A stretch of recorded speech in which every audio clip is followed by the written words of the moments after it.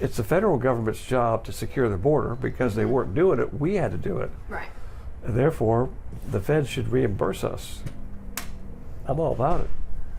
So we can use that for our schools. We can use it for stuff to help lower property taxes for disabled veterans.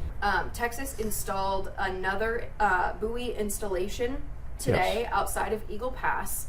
The litigation is still ongoing from the previous stretch of buoys, but obviously now we've seen a lot of changes. Where do you think that litigation will go now that there's going to be a new presidential administration, a new DOJ coming in, one that might not fight Texas as hard? Yeah, obviously there's going to be a sea change. The Biden administration had essentially an open border policy. They were not cooperating with any of the border states to stop the massive flow of illegal immigrants coming into the country. Quite the opposite. Despite the rhetoric, everybody knows that's true. So Texas took a stand, particularly earlier this year when the governor basically said, he echoed nullification, which means if a federal law is unconstitutional, a state has the right, under the theory of nullification, to say, we're not going to follow that federal law. And that's what the Texas governor did, I believe, in January of 2024. And to follow that up, we've used our own money to secure our border, fighting the Biden administration in court every step of the way, including the issue of Shelby Park, where the Biden administration said you must open up Shelby Park, which is right on the Rio Grande River, to allow our border agents, the federal officials, to come in. The governor said, no, we're not going to open it up. So we really had a very strong clash between states' rights and the federal obligation. It's true that the number one priority is the federal government to secure the border. But if they don't do it, what are states supposed to do? And so the Biden administration blinked, and it kind of went away because they did not force the issue. We've been to court several times over the buoys, over the wire fences, over Shelby Park. And again, the Department of Justice is the one that files these lawsuits against the state of Texas. We're going to have a new Department of Justice, and they're going to basically drop all those charges. The court cases that are now ongoing, they'll all be dismissed because the government's going to ask for a dismissal. Case is gone. Clearly, the state of Texas is now going to cooperate with the Trump administration because their goal is to actually secure the border with a physical structure, as well as begin a look at all the millions of people that have come in, to prioritize the ones that are the worst of the worst, which are the criminals that have a criminal record, that have been admitted to the country, and deport those individuals. So now that we have a cooperative effort, there's not going to be any court battles between the state of Texas, because the federal government will be doing their job now to secure the border, to allow legal immigration. And we're all for legal immigration. We're just against illegal immigration. The state of Texas has offered the federal government, the Trump administration, the new incoming DHS secretary, hey, we're going to give you 120 acres in Starr County. Please set up. So as opposed to keeping the Biden administration at bay so we could do our job to secure the border, we're now saying to the federal government, okay, come back in, you do your job, and that will free us up from pulling our National Guard, our state troopers back, as it should be. The federal government, that's their responsibility, which was now going to save us billions of dollars.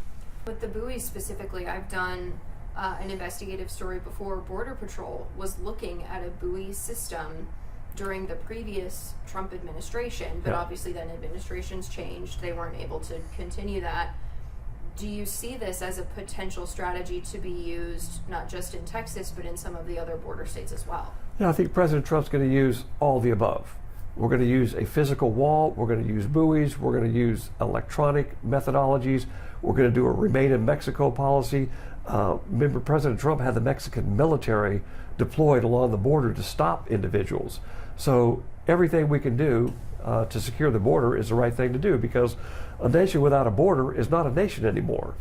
And so I think that mandate is very clear from the American people. From the state of Texas, President Trump won the state of Texas in a landslide. And he's got a mandate from the people. He won the popular vote. He won a landslide in the Electoral College. You look at all the polls, people support what he wants to do.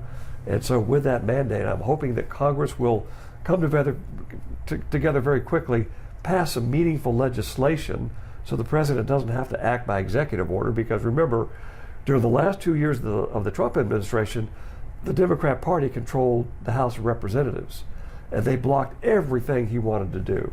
So he had to use executive orders to try to do what he could under Article 2 authority, that's the authority for the Commander-in-Chief, as opposed to Article 1 authority, which is the Congress. Now we've got an opportunity for meaningful legislation, not window dressing, but meaningful legislation to talk about lawful immigration, how we're going to allow individuals to come into our country, maybe a work permit, and so we need that. We needed it for some time. So hopefully the president will be able to use that mandate to get some legislation, secure the border, so we can go back to business as it should be. So, with this concept of mass deportations in the United States, right now, Mexico is deporting some of the people that are trying to come up through Mexico. Do they still have an incentive to do that and to look at that from their side and spend their money if they know that America will do it if these people do end up crossing it? They see other countries around the world, including Mexico, have seen what President Trump can do for the last 4 years for the 4 years he was in office. And they know that he has the ability to use tariffs and other mechanisms to get countries to do what they're supposed to do. So Mexico's not doing this because they're trying to help us out. They're doing it because they know that when President Trump comes into office, they need to have good relationships with the United States of America. They know that the 4 years under Biden is over, that President Trump is deadly serious about securing the border, and if they don't do their job on their side of the border, he will cause them great discomfort economically and cost them a lot of money, hit them in the billfold with tariffs. And so if they want to have a favored trade status agreement with the Trump administration, they're going to do what President Trump wants them to do, what they should be doing. Which could include continuing the deportations and the enforcement that they've been doing. Absolutely, because again, many people are coming into Mexico through their southern border, and all they have to do is stop that flow at their southern border, which they haven't done, and you solve a lot of the problem.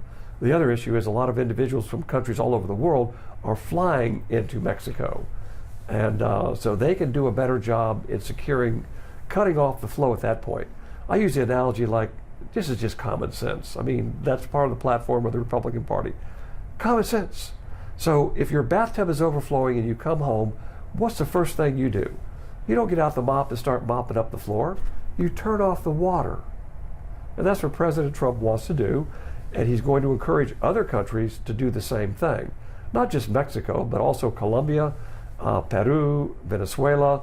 He's going to negotiate agreements with those countries to keep their people in those countries. Now, we do have some people that have legitimate claims for asylum. That's a fraction of the individuals that come to this country. Everybody knows that, because the vast majority of people that go to our administrative process and our judges, they're denied their claims for asylum because they don't meet the criteria. They're coming here for a better life. We can all understand that. But again, if you're coming for a better life, good on you, but do it the right way. We have a lawful process for that, and you're not going to jump the line for people that have been in the process for many years or months. What gives you the right to jump the line and get in front of them? No, you get to your place in line, follow the rule of law. That's all we're trying to do, is follow the rule of law.